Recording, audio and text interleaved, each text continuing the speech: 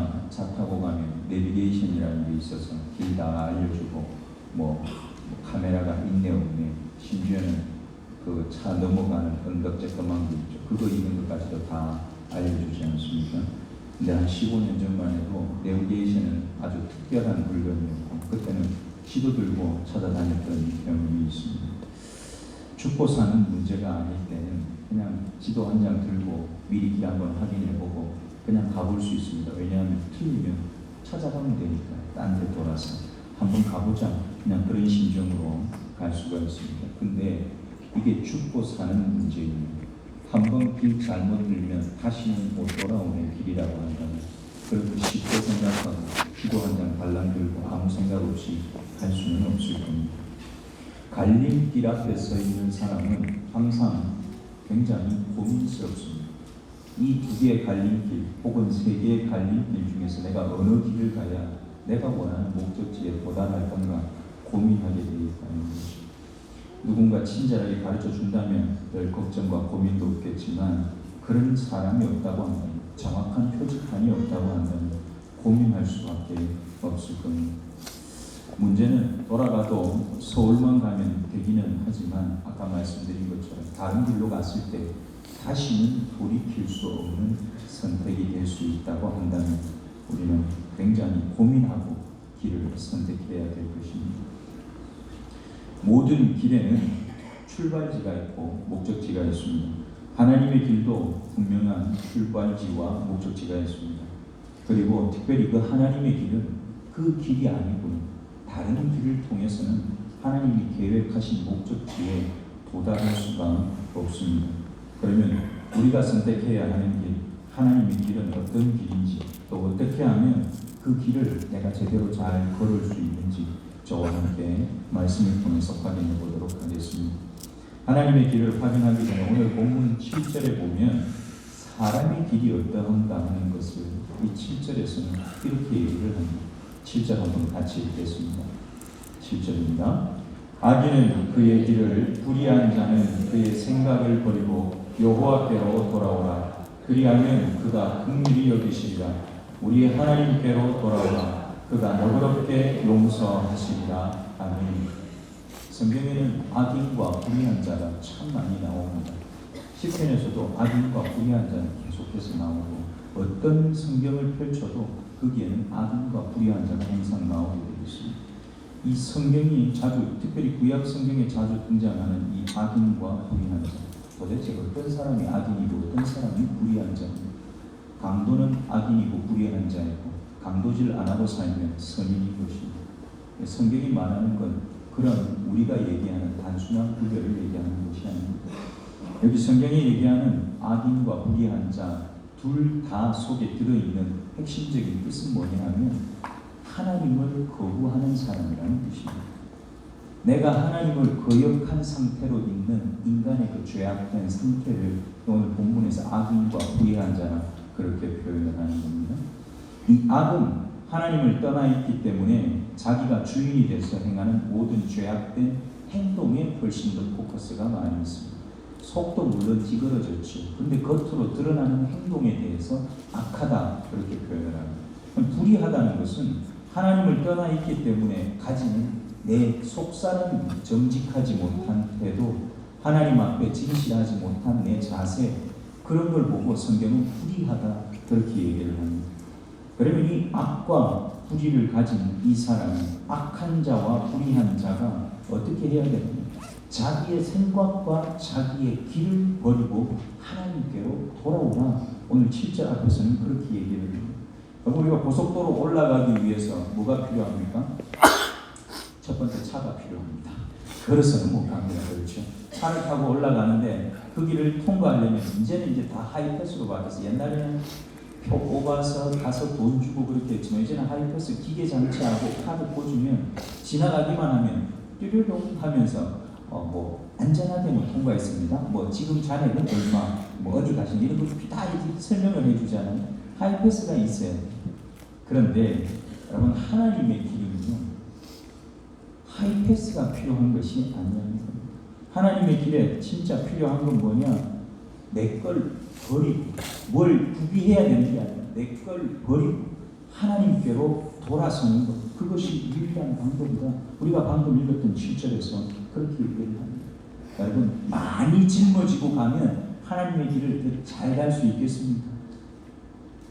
아무리 힘이 좋아도 많이 짊어지고는 하나님의 길을 잘 갈 수가 없어요. 하나님의 길은 내 건 다 갖다 버리고 하나님의 것으로, 하나님의 주시는 것으로 그 길을 갈 때 쌩쌩 달려갈 수 있을 줄 믿습니다.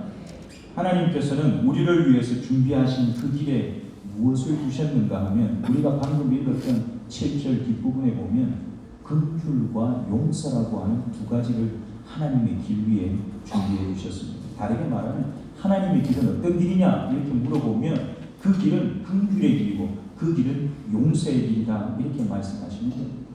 우리끼리는 법이 있습니다. 그렇죠. 잘못한 사람 벌을 주고, 잘못한 사람은 또 뭐 얼마만큼, 잘못한 만큼 또 무슨 감옥도 가야 되고, 실제로 하나님의 법도 우리한테 갖다 대면 우리는 비 오는 날 먼지 나도록 두들겨 맞고, 그렇죠?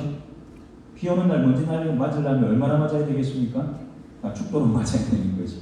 그렇게 맞아도 시원치 않은 게 우리지만 하나님께서는 우리를 그렇게 대하시지 않고 긍휼로 대하시고 우리가 가지고 있는 그 수많은 죄의 짐들을 용서해 주신 줄 믿습니다.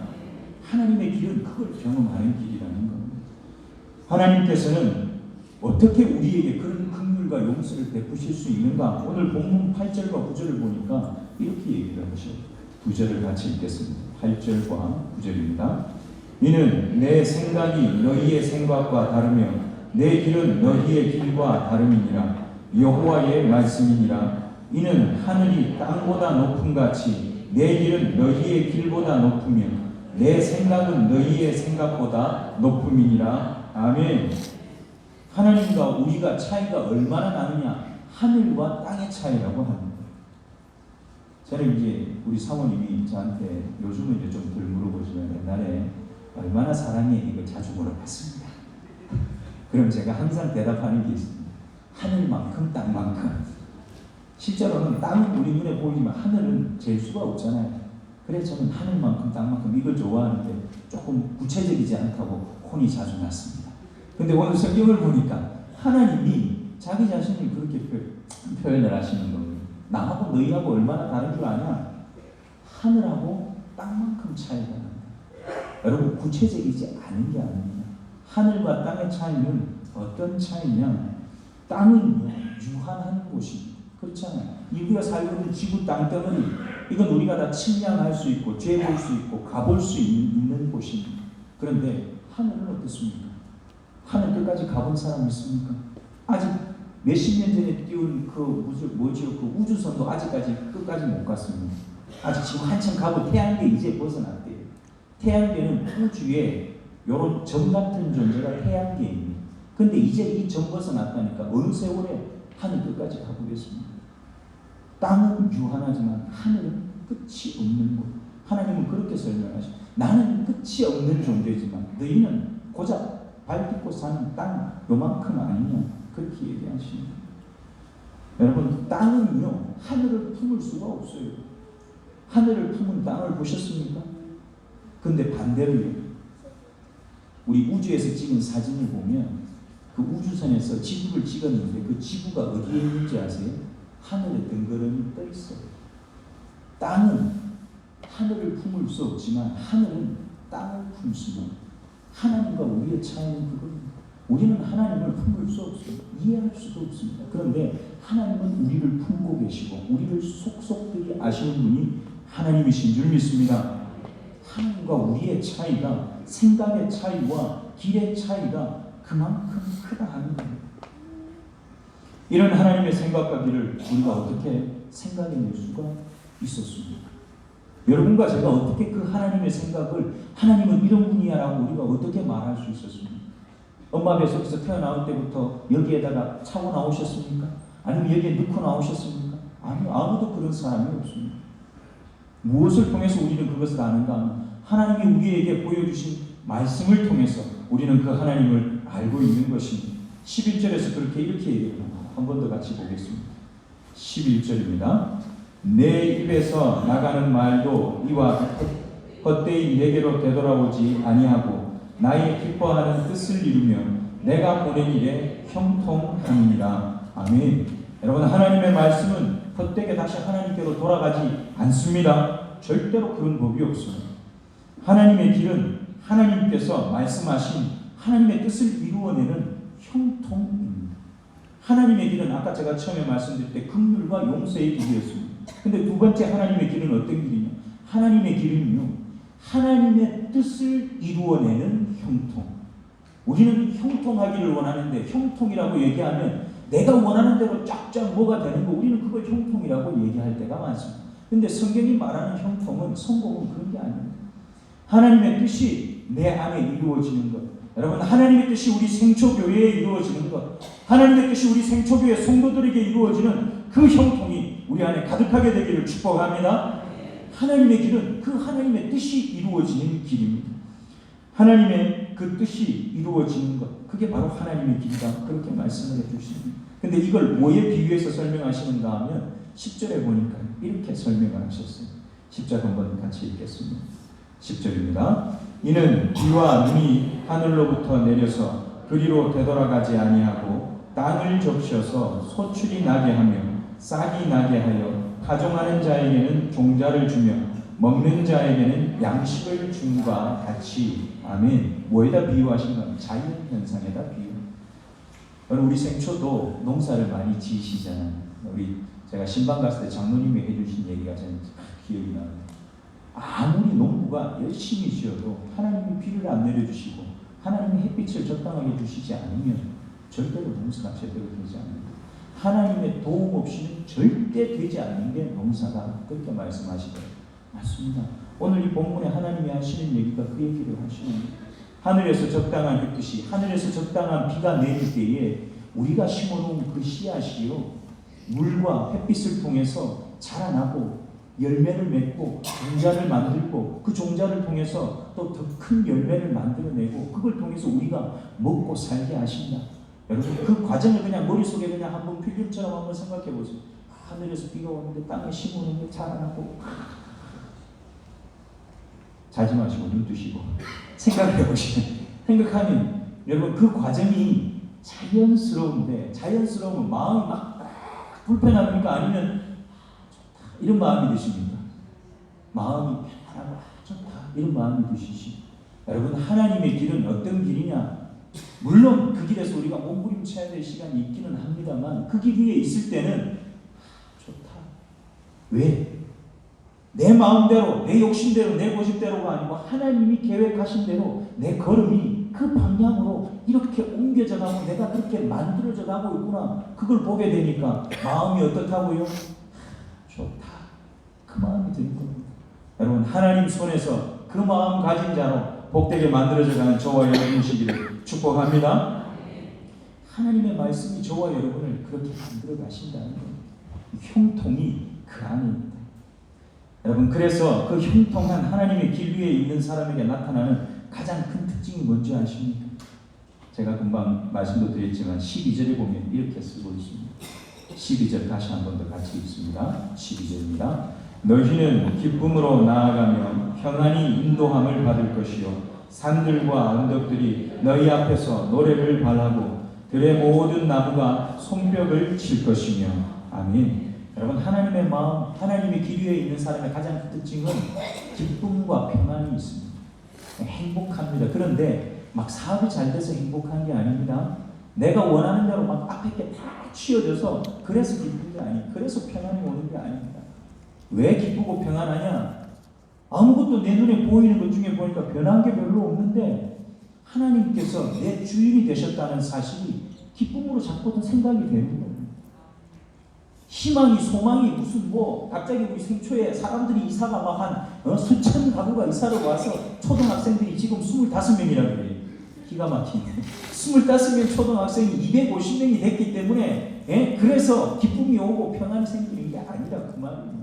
그게 아니라 그런 거 아무것도 없는데 하나님이 하시겠다고 하니까, 뭘 하실지는 모르는데 하나님이 하시겠다고 하니까 그 하시겠다고 하나님 때문에, 그 하나님 때문에 내 마음에 기대가 생기고 그래서 기쁘고, 내 마음이 내 마음대로 못해서 막 요동치는 것이 아니라 하나님이 하시겠다고 내 안에 주인이 되겠다 하시니까 그분에게 맡겨진 것 때문에 평안함이 저와 여러분 안에 가득해지는 복을 누리시기를 축복합니다. 이게 하나님 길 위에 있는 사람에게 나타나는 증거입니다. 기쁨과 평안. 그래서 그 성경에 보니까 손뼉 친다 그러잖아요. 노래한다 그러잖아요. 누가요? 길거리에 있는 나무들이 손뼉 치고 노래하고 돌이 노래를 부르고. 여러분 진짜 돌이 노래하겠습니까? 저 나무가 손뼉을 치겠습니까? 하나님과 함께하는 사람들, 그걸 보고 있는 사람들이 하나님을 향해서 같이 손뼉 치고 춤을 추고 하나님이 하실 거다. 그 기쁨과 감사함으로 여러분 그 길을 걸어가면 그 길이 아무리 멀어도 그 길이 조금 힘들어도 우리 이겨낼 힘이 있을 줄 믿습니다. 하나님은 우리를 그렇게 인도하시는 거예요. 여러분 그 길을 가는데요, 하나님 앞에 억지로 하거나 마지못해서가 아니라 기꺼이 하고 감사함으로 저와 여러분이 그 길을 가게 된다는 겁니다. 왜냐? 하나님의 길은 쇠사슬에 묶여서 끌려가는 길이 아니라 모든 묶인 것과 억눌린 것으로부터 해방되는 자유의 길이기 때문에 그렇습니다. 여러분 자유는 생명과 연결될 때에만 그것이 진정한 자유입니다. 우리의 자유가 죽음과 연결되었다. 여러분 그건 진짜 자유가 아닙니다. 하나님이 저와 여러분에게 주신 자유는 반드시 생명과 연결되어 있는 줄 믿습니다. 그래서 마지막 13절에 이렇게 얘기를 한 겁니다. 한 번 더 보겠습니다. 13절입니다. 잣나무는 가시나무를 대신하여 나며 화석류는 찔레를 대신하여 날 것이라. 이것이 여호와의 기념이 되며 영영한 표징이 되어 끊어지지 아니하리라. 아멘. 여러분 여기 나오는 여호와의 기념, 영영한 표징, 이건 어떤 표현인가 하면 증거를 얘기하는 겁니다. 증거. 어떤 증거냐? 생명의 증거입니다. 가시나무에게서는요, 생명 있는 열매를 기대할 수가 없습니다. 그런데 잣나무에게서는 생명 있는 열매가 맺혀지는 겁니다. 여러분, 화석류는요, 이게 그 갖는 의미가 평화와 감사, 사랑의 상징을 의미하는 나무라고 그럽니다. 그런데 어떻습니까? 화석류가 아닌 찔레에서는 우리가 뭘 기대할 수 있습니까? 찔레로부터는 우리가 기대할 수 있는 회복이 없습니다. 찔레는 찔리면 아파요. 그래서 우리는 걷어차고 도망갈 수밖에 없습니다. 그런데 화석류가 있으면 그 화석류에 가지는 상징적인 의미처럼 감사와 평화와 사랑이 우리 안에 들어와지는 겁니다. 여러분 하나님께서는 우리에게 생명을, 우리에게 연약해지고 아프고 찢어지고 고장나고 상처난 것들을 회복하실 하나님 약속이 있는 줄 믿습니다. 하나님 길 위에 있을 때에 우리는 그 생명을 내 것으로 누리게 됩니다. 하나님의 길 위에 있을 때에 저와 여러분은 치료받을 뿐만 아니라 또 치유하는 존재로 이 땅을 살게 될 줄 믿습니다. 여러분 이게 기념이 되는 것이고 이게 하나님께 영광이 되는 겁니다. 여러분 여기에 나오는 여호와의 기념이 되며 영영한 표징이 된다 할 때 이 기념과 표징은 뭐라고 생각하시면 되는가? 표시라고 생각하시면 돼요. 우리 대한민국의 심장부는 어디입니까? 생초 아닙니까? 대한민국의 심장부는 서울이라고들 그렇게 하지. 서울 가면 서울에 랜드마크가 있습니다. 뭘 보고 랜드마크라고 할까요? 서울에 가면 예전에는 63빌딩, 무슨 롯데월드, 그게 롯데타워 그런 거 더 큰 게 생겼어요. 뭐가 생겼냐면 롯데월드타워가 생겼습니다. 서울 시민들, 1000만 서울 시민들 몸무게 다 합친 것보다도 더 무겁대요. 그 건물 하나가. 얼마나 엄청난지 모릅니다. 근데 그걸 보고 랜드마크, 서울 하면 서울을 표시하는 딱 하나의 표시를 얘기해보라 그러면 그 건물을 얘기하면 그게 바로 서울 전체를 얘기하는 표시가 되는 겁니다. 이건 그 얘기를 하는 거예요. 저와 여러분이 가지고 있는 증거, 회복의 증거, 생명의 증거, 그것은 하나님이 살아계시다고 하는 랜드마크, 우리의 신앙의 표지가 될 줄 믿습니다. 그걸 갖고 사셔, 경험하시고 다른 사람들에게 주고 사시기를 축복합니다. 하나님의 길을 선택하고 그 길을 걷는 사람들에게는 이런 증거가 가득하게 되는 것입니다. 그 표징과 증거가 저와 여러분들의 것이기를 다시 한번 축복합니다. 그런 사람들에게 하나님께서요 요청하시는 게 있습니다. 다른 사람에게 요청하는 게 아니라 그런 사람들에게. 오늘 본문 시작하는 6절을 같이 한번 읽겠습니다. 6절입니다. 너희는 여호와를 만날 만한 때에 찾으라. 가까이 계실 때에 그를 부르라. 아멘. 첫 번째는 여호와를 찾으라라고 얘기하십니다. 여러분 하나님을 찾고 사시기를 축복합니다. 잃어버린 보물, 만약에 여러분 집에 다이아몬드가 3캐럿은 얼마입니까? 제가 금액은 잘 모르겠습니다. 한 몇 조 하나요? 몇 백억 하나요? 한 뭐 1조 한다 칩시다. 1조 하는 다이아몬드가 내가 결혼할 때 받아가지고 나중에 이걸 꼭 뭐 할 때 써먹어야죠 갖고 있었는데 어느 날 보니까 내가 분명히 장롱 속에 깊이 그곳에 넣어놨는데 없어졌어요. 여러분 그러면 그 사람이 그거 찾을 때까지 잠 자겠습니까? 안 자겠습니까? 여러분 다 잠 자실 거예요? 나만 너무 세속적인 목사네. 여러분 그게 잃어버렸으면 도대체 잠을 누가 자겠습니까? 그거 찾을 때까지 온 집안 사람들 다 깨워놓고 나는 안 맞았다고 하는데도 네가 안 맞았냐 그러면 끝까지 의심하고 그 찾아낼 때까지 경찰에 연락하고 난리 나지 않겠어요? 여러분 하나님을 찾는 마음이 그 마음이기를 축복합니다.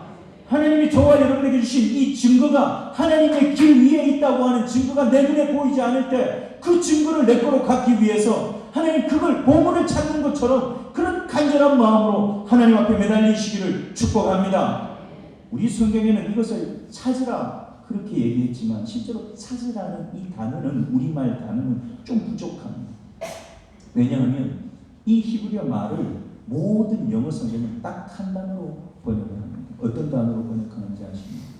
seek라고 하는 단어로 번역을 합니다. S-E-E-K, seek.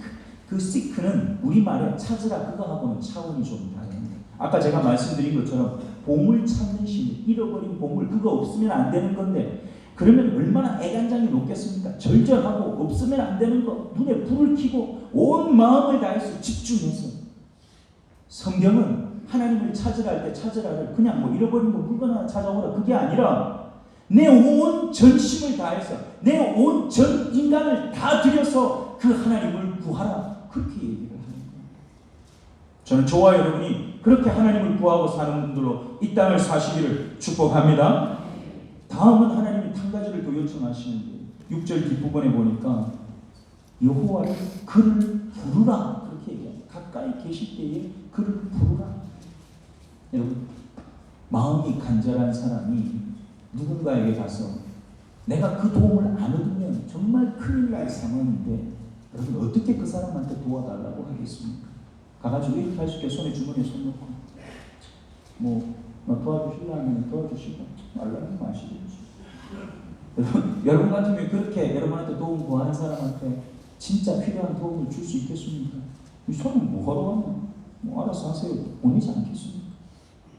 우리가 하나님 앞에 도움을 구하는 모습이 그거하고 좀 비슷할 때가 많습니다.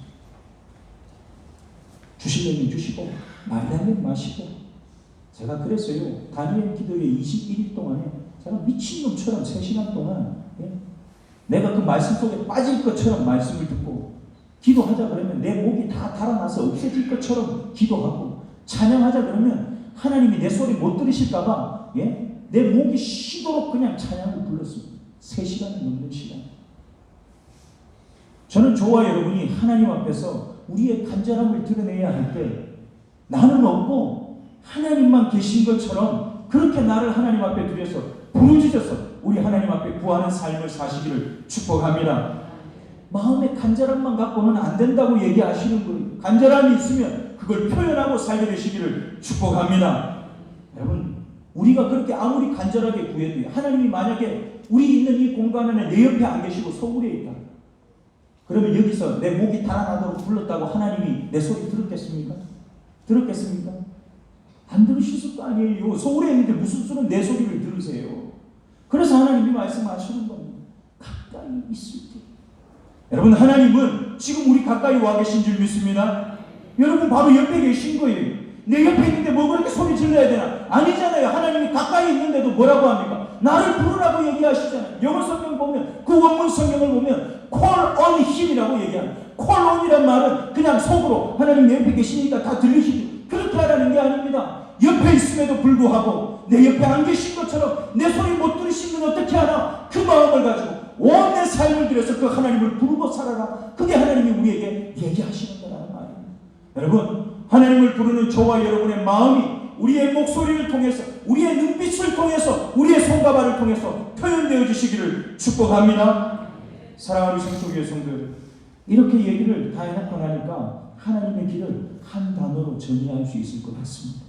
한 단어 뭘로 정의하는데 그 하나님의 길은 뭡니까? 하나님의 길은 딴 것이 아니라 바로 예수 그리스도이십니다.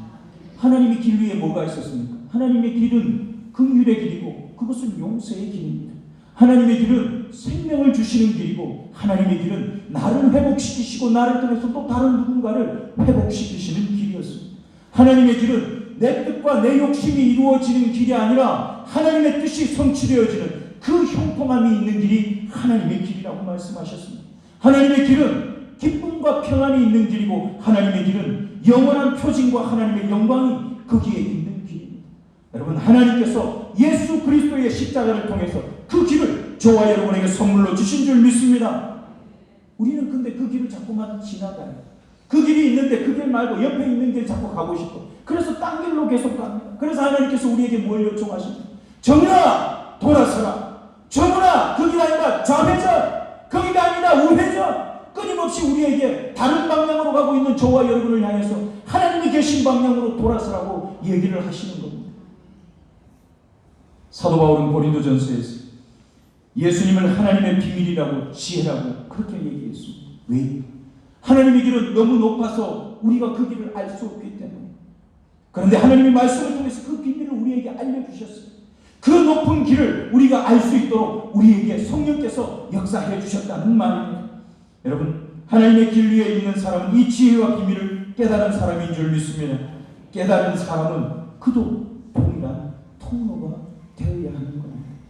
내 욕심이 채워질 때 기뻐하는 것이 아니라 하나님의 뜻이 이루어질 때 기뻐하고 평안을 누리는 우리 생초교회가 되기를 축복합니다. 예수님이 그러셨던 것처럼 말입니다. 생명과 회복이 급속하게 퍼져나가는 우리 생초교회이기를 축복합니다.